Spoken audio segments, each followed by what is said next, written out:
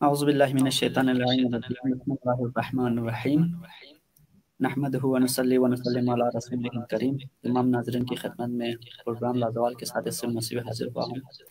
تو تمام ناظرین کے خدمت میں السلام علیکم ورحمۃ اللہ وبرکاتہ۔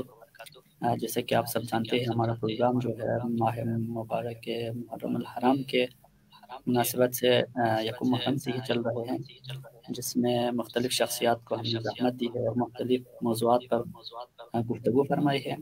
آج ہمارے درمیان ایک ایسی شخصیت ہے جو کہ فصاحت و بلاغت کا مالک ہے، اور آپ کا موضوع ہے بقائے حسینیت میں زینبی کردار۔ ایک بہترین موضوع ہے، ایک بہترین موضوع کا آپ نے انتخاب کیا ہے کہ ایک حسین نے اسلام کو بچایا اور زینب نے حسینیت کو بچائی۔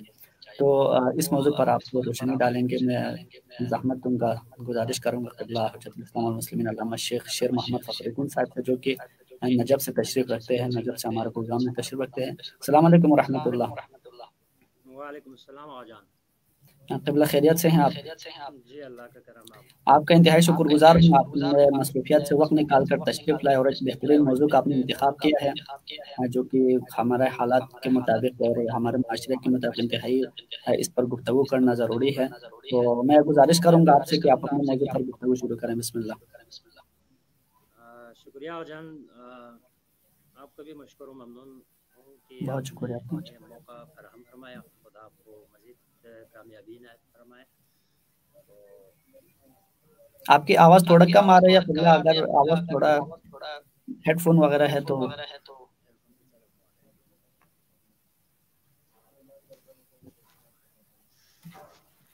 قبلہ کے پاس تھوڑا آواز کا مسئلہ تھا، اس وجہ سے ہیڈ فون کا استعمال کر رہے ہیں۔ تو ناظرین سے اس حوالے سے معذرت خواہ ہوں، چونکہ آواز ان کی انتہائی کم آ رہی تھی۔ گزارش کی ہے ہیڈ فون لگانے کی، انشاءاللہ پھر اب بہتر ہو۔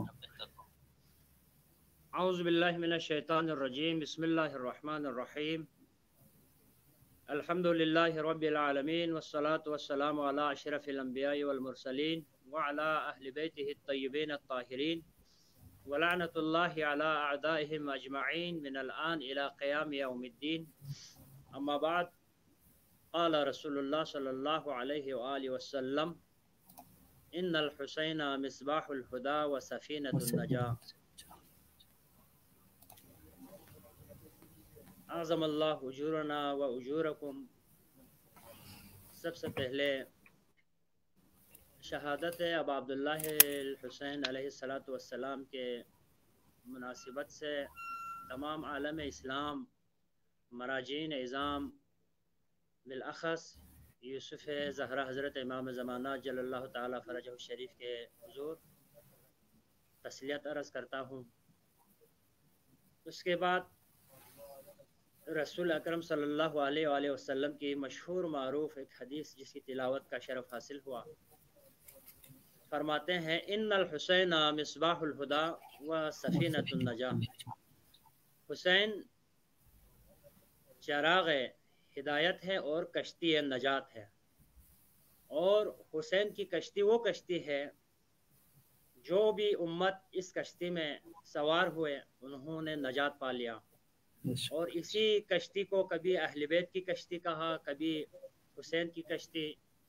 اور امام خمینی رضوان اللہ تعالی علیہ سے اپنی کامیابیوں کا جب راز پوچھا گیا کہ آپ اتنے کامیاب کیوں ہوئے، آپ اس انقلاب کو لانے میں کیوں کامیاب ہوئے، تو امام نے بھی فرمایا تھا، میں نے جو کچھ لیا ہے سید شہداء سے لیا ہے، یعنی ہماری قوم سید شہداء کے کشتی میں سوار ہوا تھا۔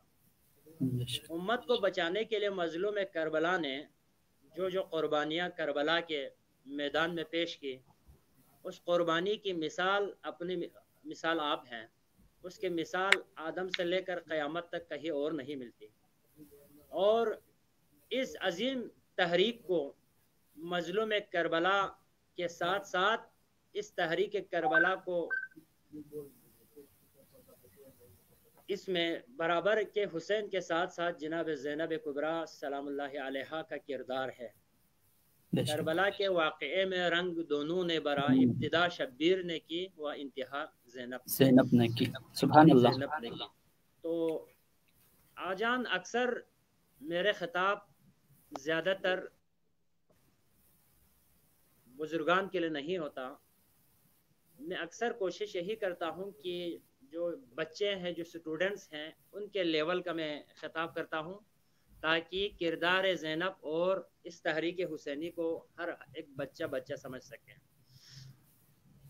मैंने एक वाक़या पढ़ा था, उस वाक़े में मैंने इंतहाई मुनासिब समझा कि हमारे बच्चों को, खुसूसन स्टूडेंट्स को, ये एक मकसद हुसैनी और किरदार ज़ैनब समझने में मेरे ख्याल में इंतहाई मुनासिब ये एक वाक़या है। वाक़या में तकरीबन सन 1999 या 2000 सन 2000 या 1999 का एक जामिल मुंतज़र का एक रिसाला पढ़ा।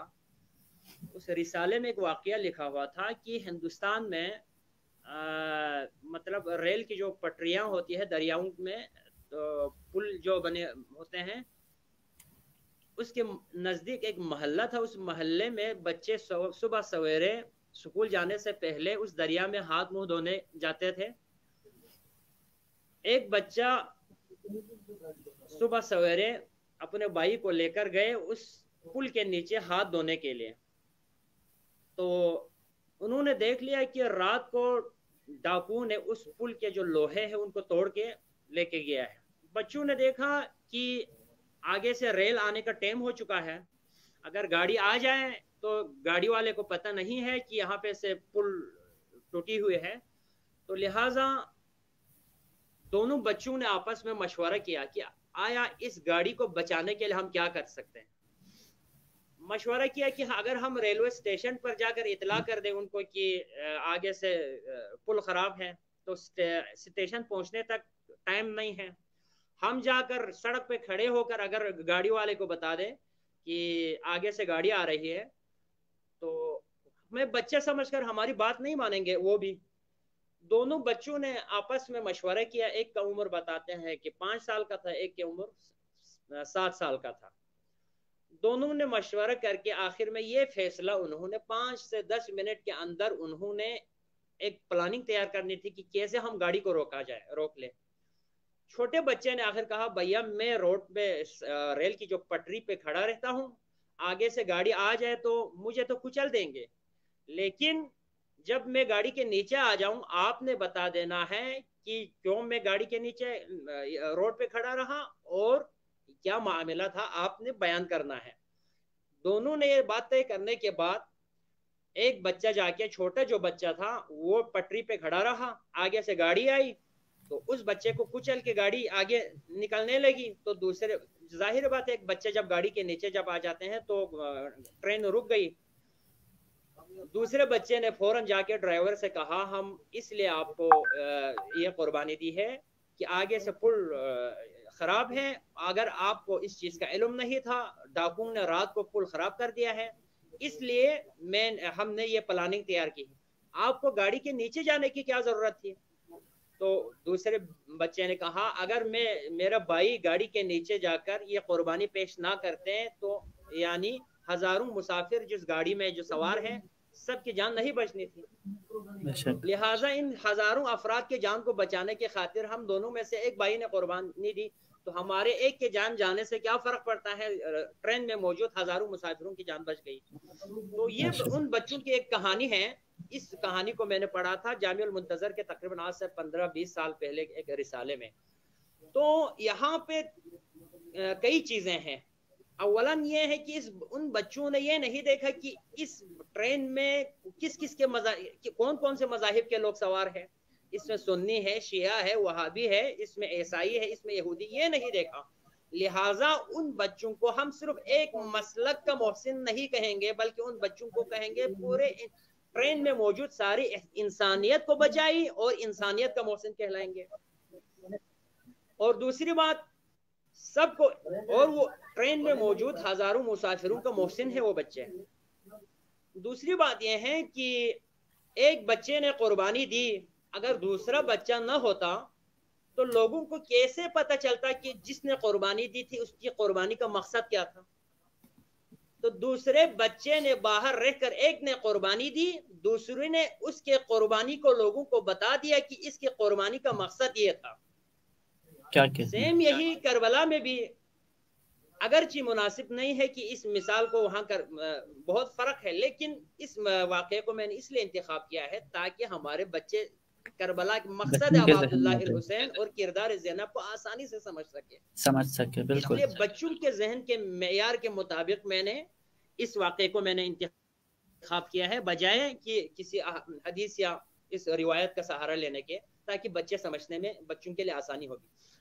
تو ان بچوں کا مثال لے لیں، مظلوم کربلا کی جو قربانی، اسی طرح جو اسلام کی جو گاڑی کا ڈرائیور یزید بنا ہوا تھا اور اسلام کی اس گاڑی کو بحر ظلمت میں گرانے لے کے جا رہا تھا، اور مظلوم کربلا نے دیکھا کہ اس گاڑی کو روکنے کے لیے جتنی بھی قربانی دینا پڑے، چاہے اس پٹری پہ مجھے اکبر کو رکھنا پڑے، چاہے اس پٹری پہ مجھے اصغر کو رکھنا پڑے، چاہے اس پٹری پہ مجھے حبیب کو رکھنا پڑے، چاہے اس پٹری پہ میرے بھیا عباس کو رکھنا پڑے، میں سارے بنی ہاشم کے جوانوں اپنے آل کی قربانی دے کر اس یزید پلید کو اسلام کی اس گاڑی کو بحر ظلمت میں گرانے نہیں دوں گا۔ سبحان اللہ۔ یہی مثال ہے۔ واقعاً مظلوم کربلا نے یزید پلید جس گاڑی کا ڈرائیور بنا ہوا تھا، بحر ظلمت میں گرانے سے مظلوم کربلا نے ہزاروں قربانی، جوانوں کی قربانی، بچوں، یہاں تک کہ 6 ماہ کے بچے تک کی قربانی دے کر مظلوم کربلا نے بچا لیا۔ اب مظلوم کربلا عاشور کے دن تک قربانیاں دی، جو قربانیاں اتنی قربانیاں دی، اور عصر عاشور جب مظلوم کربلا نے اپنا آخری سجدہ ادا کی، رضاً بقضائک و تسلیما لامرک فرما کر ذوالفقار کو نیام میں داخل کیا، خدا کی طرف سے آواز آئی، یا ایتھا النفس المطمئنہ ارجعی الی ربک راضیۃ مرضیہ، کہ حسین میں راضی ہو چکا ہوں تجھ پر۔ اب یہاں قربانی حسین کا اختتام ہو گیا، لیکن سجدگاہ حسینی پر زینب اولیاء آ کر کھڑی ہو گئی اور کہا، بھیا حسین، یہاں تک تمہارے عاشورہ تھا، اب زینب کے عاشورہ کا آغاز ہو چکا ہے۔ زینب اولیاء نے کربلا کے میدان سے لے کر شام اور کوفہ کی گلیوں تک جا کر ہر میدان میں، ہر دربار میں، ہر چوک پر خطبہ شاہ حیدر کرار کے لہجے میں خطبہ دے دے کر زینب اولیاء نے مظلوم کربلا کی ان قربانیوں کو پورے عالم مشرق سے لے کر مغرب تک ساری دنیا میں زینب کبریٰ نے مظلوم کربلا کی اس قربانی کے پیغام کو پھیلایا۔ دیکھیں آپ غدیر دیکھ لیں، اگر زینب اولیاء نہ ہوتی کربلا میں، کردار زینب نہ ہوتی کربلا میں، تو اس کا انجام وہی غدیر والا انجام ہونا تھا۔ اب غدیر آپ دیکھیں، غدیر میں کیا 1,24,000 رپورٹر تھے غدیر میں، 1,24,000 صحافی تھے غدیر میں، اور کس اہتمام کے ساتھ غدیر میں جو اعلان ہوا ہے، یعنی پیغمبر نے اتنی ہوشیاری سے اعلان کیا کہ علی کو، یعنی اونٹوں کے پالانوں سے ممبر تیار کر کے، ممبر کو اونچا کر کے، وہاں پہ پیغمبر خود جا کے صرف یہ بھی کہہ سکنا تھا، کہہ لیتے تو کافی تھے کہ میرے جانشین آج سے میرا داماد علی ہے، نہیں، ایسے اہتمام کے ساتھ پیغمبر نے اعلان کیا کہ علی کو ہاتھوں پر اٹھا کر دیکھو، یہ علی، یہ علی، جو دیکھ سکتے ہیں وہ دیکھ لو، جو سن سکتے ہیں وہ سن لو۔ ہاتھوں میں اٹھا کر کہا کہ دیکھو یہ علی آج سے میرے جانشین ہے، ولی ہے تم سب کا، اس اتنے اہتمام کے ساتھ، تاکہ لوگوں کو یہ بھی بہانہ نہ ملے کہ شور بہت تھا، رسول کچھ فرما تو رہے تھے لیکن سمجھ میں نہ آئی۔ ان کی زبان کو روکنے کے لیے پیغمبر نے ہاتھوں پر اٹھا کر اشارہ بھی کیا، تاکہ اس روایت کو درایت کا بھی درجہ حاصل ہو جائے، اس روایت کو روایت کا بھی درجہ حاصل ہو جائے، اور امیر ترین روایت کے حساب سے، راویوں کے حساب سے امیر ترین حدیث ہے، جتنے بھی احادیث ہے سب احادیث میں سے حدیث غدیر، 1,24,000 رپورٹر کے موجودگی میں، اور اس حدیث کے لیے درایت بھی حاصل ہے اور روایت بھی حاصل ہے۔ اتنی اہتمام کے ساتھ 1,24,000 حاجیوں کے بیچ میں پیغمبر اعلان کرنے کے باوجود آج غدیر کو بلا رہے لوگ۔ جناب سیدہ زہرا سلام اللہ علیہا جب وہ مدینے میں ہر ایک کے دروازے پر جا کر سیدہ نے دستک دی، کوئی ہے جو یہ بتا سکے کہ میرے بابا نے غدیر کے میدان میں میرے بابا کا اعلان کیا تھا؟ کوئی ایک گواہی دینے والے نہیں ملا۔ یہاں پہ کربلا دیکھ لے، کربلا میں نہ کوئی رپورٹر نہ اور کچھ، ایک بیابان ہے، بیوادن غیر ذی زر، کہیں بھی کوئی پرندہ بھی نظر نہیں آتا، ایسے میدان میں ایسے بیابان میں مظلوم کربلا کو شہید کر دیا گیا۔ جتنے بھی رپورٹر جتنے بھی صحافی تھے سب وہ سب بھی یزید کا۔ یہ سب ہونے کے باوجود آج دنیا کے کوئی ایسا کونا نہیں جہاں پہ مظلوم کربلا کی قربانی، مظلوم کربلا کے مقصد قربانی لوگوں کو یاد نہ ہو، لوگوں کو پتہ نہ ہو۔ یہ سارے کردار زینب اولیاء کا ہے۔ زینب اولیاء نے شام کے دربار میں بھی جا کر مختلف انداز میں مختلف طریقوں سے اپنے بھیا کی اس پیغام کو زینب نے ہر ایک تک کے قانون میں پہنچائی۔ وگرنہ تو کربلا کے میدان کربلا واقع ہونے سے پہلے شام والوں کا ایسا ماحول بنا ہوا تھا کہ نعوذ باللہ جناب زہرا اور جناب علی کا نام جب لوگ سن لیتے تھے، جناب زہرا کا، تو لوگ سوال کرتا تھا کہ نعوذ باللہ کی زہرا کیا کون تھی؟ زہرا علی کی ماں تھی یا علی کی بیوی تھی؟ اس طرح کے یعنی اتنے آل محمد سے اہل محمد کے ناموں کو حرف غلط کی طرح مٹایا جا چکا تھا، لوگوں کو آل محمد کے بارے میں معلوم تھا ہی نہیں۔ لیکن زینب اولیاء نے شام اور کوفہ کے درباروں میں ہر چوک پر ہر بازار پر خطبہ لہجہ مرتضی میں خطبہ دے کر زینب اولیاء نے اپنے برادر کے اس عظیم قربانی کو دنیا کے ہر گوشہ و کونے میں پہنچانے میں زینب کبریٰ کامیاب رہی۔ بے شک۔ اور ایک خاتون ہونے کے باوجود شیخ جواد مغنی کا کہ کچھ جملات ہیں جناب زینب اولیاء کے بارے میں کہ خدا کی قسم ان سجدت زینب، زینب کا وہ سجدہ، کون سا سجدہ؟ سجدت فی لیلت 11 من المحرم، زینب کا وہ سجدہ 11 محرم کے رات جو اکبر اور قاسم کے لاشوں کے درمیان میں جو زینب نے جو سجدہ کی، خدا کی قسم وہ سجدہ کم نہیں ہے کس سجدے سے؟ اس سجدے سے جو پیغمبر نے مسجد نبوی میں ادا کی۔ واللہ ان سجدت زینب، شیخ جواد مغنی کی کتاب سے میں روایت پڑھ رہا ہوں کہ زینب کا وہ سجدہ کم نہیں ہے اس سجدے سے، وہ اس سجدے سے کہ علی کا وہ سجدہ جو صفین کے میدان میں مولا نے سجدہ ادا کی، اس سجدے سے زینب کا وہ سجدہ کم نہیں ہے جو 11 محرم کے رات 18 بائیوں کے جنازوں کے بیچ میں رہ کر زینب اولیاء نے جو سجدہ ادا کی۔ اور فرماتے ہیں واللہ ان سجدت زینب الذی سجدت، زینب کا وہ سجدہ جو زینب نے 11 محرم کے رات کو قاسم اور محمد کے دونوں لاشوں کے درمیان میں جو سجدہ زینب نے ادا کی، وہ سجدہ کم نہیں ہے کس سجدے سے؟ عصر عاشور جو مظلوم کربلا نے جو سجدہ ادا کی۔ اتنی قربانیاں ابا عبداللہ الحسین کے جانے کے بعد جو کربلا میں جو ماحول بنا ہوا، ان سارے ماحول کو پہلے عشرے میں عاشور سے شہادت حسین سے پہلے اس ماحول کو سنبھالنے کے لیے حضرت عباس علمدار تھے، حضرت علی اکبر تھے، حبیب ان مظاہر، لیکن عصر عاشور کے بعد ان سارے حالات کو حضرت زینب سلام اللہ علیہا خود اکیلی سنبھال رہی۔